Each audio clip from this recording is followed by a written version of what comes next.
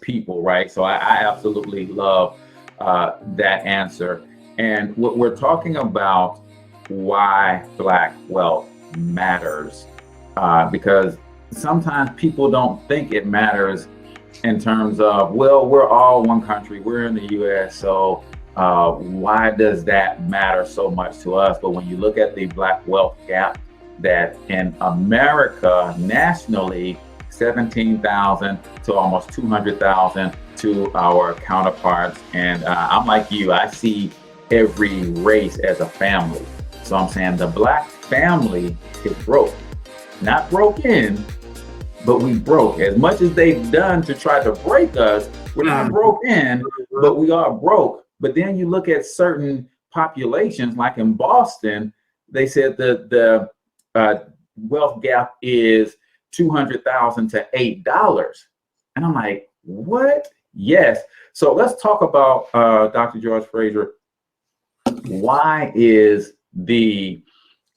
the focus be on Black wealth for us individually, but then nationally? What could us becoming economically empowered do for this country as a whole?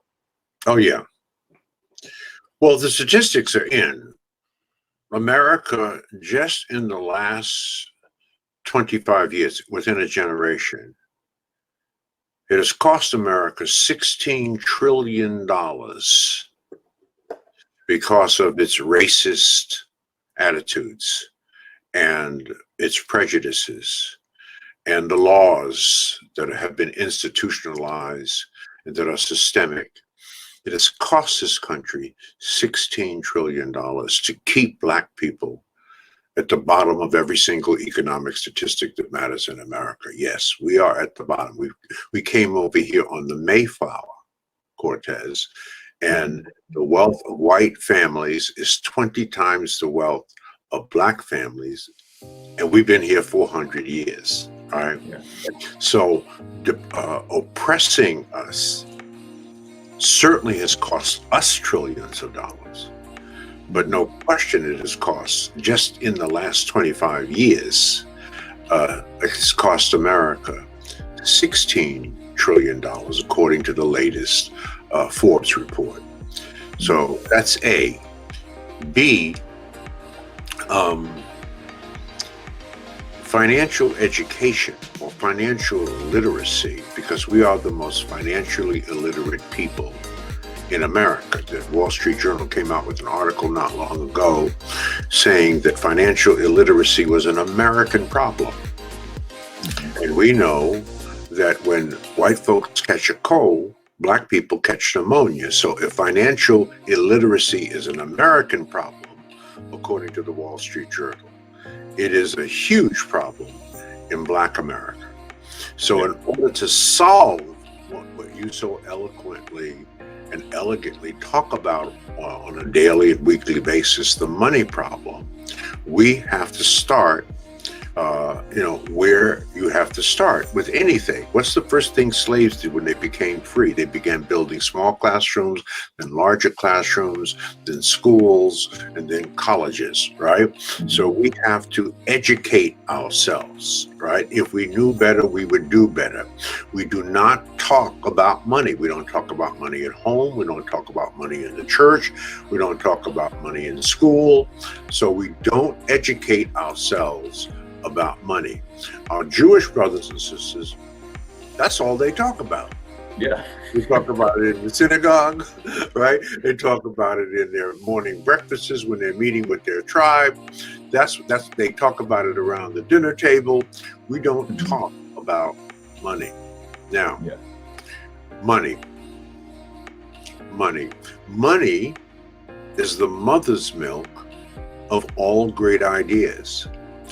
And if you don't have money, all you have is a good damn idea, but nothing is ever going to happen, right? So we have to fuel our dreams and ideas with the blood that it takes to fuel those ideas, and that is money. Now let's understand something. Money is not my God, but it's right up there with oxygen and water. Try to live without either one of those for any period of time and see what happens to you. So we have to fixate ourselves. I think that's the next big movement for the 21st century for Black people, and that is closing the income and wealth gap between black folks and white folks.